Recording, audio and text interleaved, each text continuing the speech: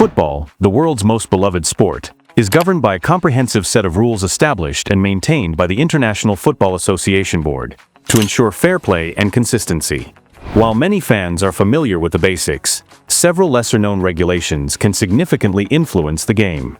Let's explore 10 such rules that might surprise you. Starting with a rule that gained popularity in the last year. In the event of a penalty shootout, any warnings or cautions issued during regular play, including extra time, do not carry over. The shootout is considered a separate phase of the match. This means that players who were cautioned earlier in the game are not at risk of being sent off during the shootout, unless they see a straight red card from the referee. This rule ensures that the outcome of the match is decided by the player's performance during the shootout, without the influence of prior disciplinary actions. For instance, during the Conference League quarterfinal between Aston Villa and Lille, Argentinian goalkeeper Emiliano Martinez received a yellow card for time wasting in regular play.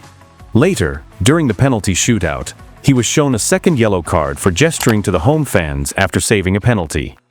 Despite this, he was allowed to participate in the penalty shootout, where he played a crucial role in his team's victory. Was he the only one who was aware of this rule?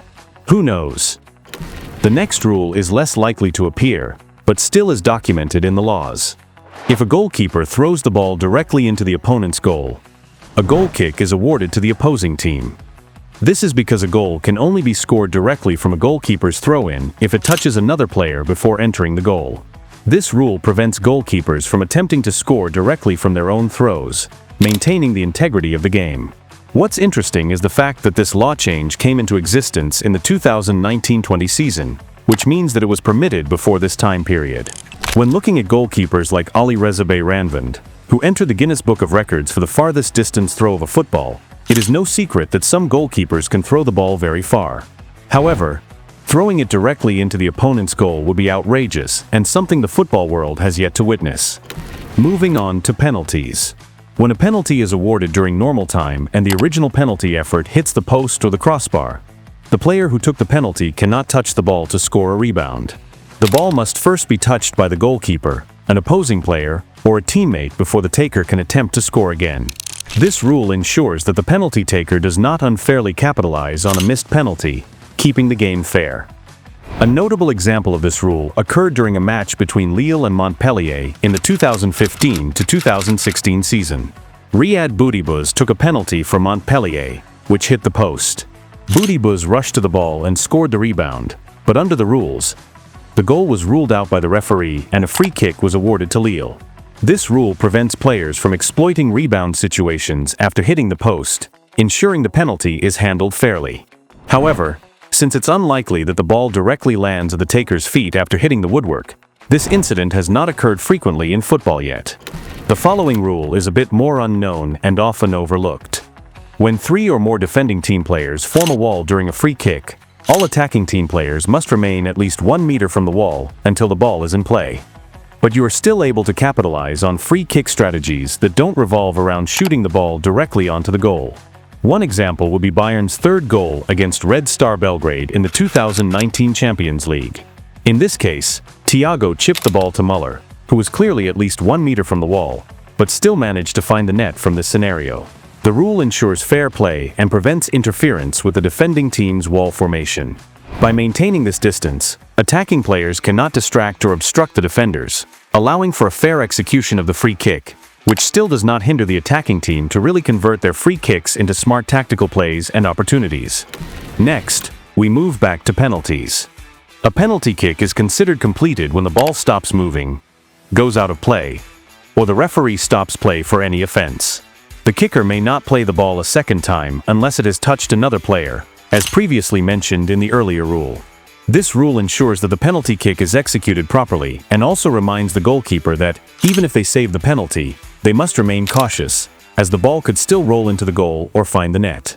In the 2017 Thailand Cup semi-final between Bangkok Sports Club and Satriong, the match ended 2-2, leading to a penalty shootout. The shootout reached an incredible 19-19 tie, prompting the Bangkok Sports Club goalkeeper to take a penalty. His shot struck the crossbar, with the opposing goalkeeper already leaving the goal, but the ball rebounded back into the net, resulting in a goal. Satriong missed their next penalty, allowing Bangkok Sports Club to advance to the final. In this case, the ball remained in play and eventually crossed the goal line, making the penalty valid. It's a rule that most goalkeepers might forget, as it's very rare for the ball to find the net after hitting the woodwork or after a save. Now let's take a look at own goals. If a player takes a direct or indirect free kick, a corner, a throw-in, or a drop ball, and the ball is either thrown or kicked directly into their own goal, a corner kick is awarded to the opposing team. This rule ensures fairness by preventing the defending team from being unfairly penalized for an own goal caused by a restart. It's important to note that the ball must not touch another player before entering the own goal. However, if that happens, the own goal will stand. A famous example occurred in a Premier League match between Aston Villa and Birmingham City in 2002. Villa's goalkeeper, Peter Enkelman, misjudged a throw-in from his teammate and allowed the ball to roll into his own net. The referee initially ruled it a goal, but there was confusion as to whether Enkelman had touched the ball. If he hadn't touched it, the correct decision would have been to award a corner to Birmingham City, not a goal. This rule ensures that a goal isn't unfairly given due to a restart mistake, and the game continues with a corner instead. The next rule we'll inspect is documented in the laws of the game but often gets overlooked in practice. In football, goalkeepers are allowed to hold the ball in their hands for a maximum of 6 seconds. Exceeding this duration results in an indirect free kick awarded to the opposing team from the spot where the goalkeeper was holding the ball. This regulation aims to prevent time wasting and maintain the game's pace and excitement. Although the maximum is 6 seconds, most referees won't count the exact seconds and tend to be more flexible and relaxed regarding this rule. One famous instance occurred in a 2015 UEFA Europa League match between Liverpool and Bordeaux. Liverpool's goalkeeper, Simon Mignolet, held the ball for 22 seconds, well beyond the 6-second limit. The referee awarded an indirect free kick to Bordeaux, inside the penalty area, which was converted by the Blues. This incident highlights the importance of sticking to the rule to avoid costly mistakes, as holding the ball for 22 seconds exceeds the maximum time by over 3 times, which is just ridiculous. Moving on to a more unique rule, medical equipment worn on the field of play must be a single color and free of political, religious, or personal slogans, statements, or images. This ensures that medical equipment does not provide any unfair advantage or distraction during play. By standardizing the appearance of medical equipment, the focus remains on the game and not on individual expressions. This is also the reason why Kylian Mbappé was unable to wear the Ninja Turtle mask that every football fan demanded. One notable exception is Petr Cech, who wore a face mask labeled with PC1, representing his initials and kit number, after suffering a serious head injury in 2006. However, under current rules, medical equipment must be a single color without any personal or commercial markings, unless it is part of the manufacturer's branding. Cech's case was an example of a more lenient approach to the regulation, highlighting how the rule was still undeveloped at that time. We all know the universal VAR hand signal. However, since the 2018-19 season, a player is cautioned for unsporting behavior if they excessively use the review signal, indicating a desire for the referee to consult the video assistant. This is considered unsporting behavior as it may unduly influence the referee's decision-making process. The review signal is intended for use in genuine cases where review is warranted, not as a tactic to pressure the referee. As we can see in the following images, Harry Maguire used the VAR symbol multiple times without being booked. This was because the rule had not yet been implemented at that time, and secondly, players will only be booked if they truly put the referee under pressure. This is a rule that most football fans might not have considered, since its application does not occur very often in real football games. If you have ever seen a football player booked for excessively using the VAR signal, please let us know in the comments. The last rule we will examine also revolves around the video assistant referee. According to Law 5, the referee has the authority to make decisions during the match.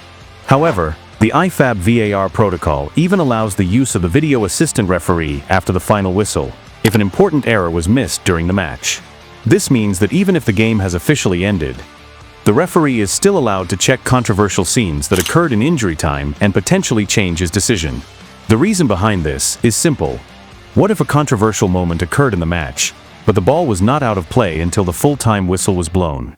One example being the Premier League match between Manchester United and Brighton in 2020, where a penalty was awarded to the Red Devils after the full-time whistle had already been blown. Bruno Fernandes converted the penalty kick and United won with 3-2. This ensures that the integrity of the game is maintained, even if a significant error was not identified during regular play. By allowing VAR to be used after the final whistle, the game can be reviewed for any critical mistakes that may have affected the outcome. Be honest. How many of these rules did you already know? Understanding these lesser-known rules can enhance your appreciation of the game and provide deeper insights into the intricacies of football. Comment down below which lesser-known rule you already knew and which new ones you would implement in football. Don't forget to like and subscribe to support the effort. Out of Play says goodbye.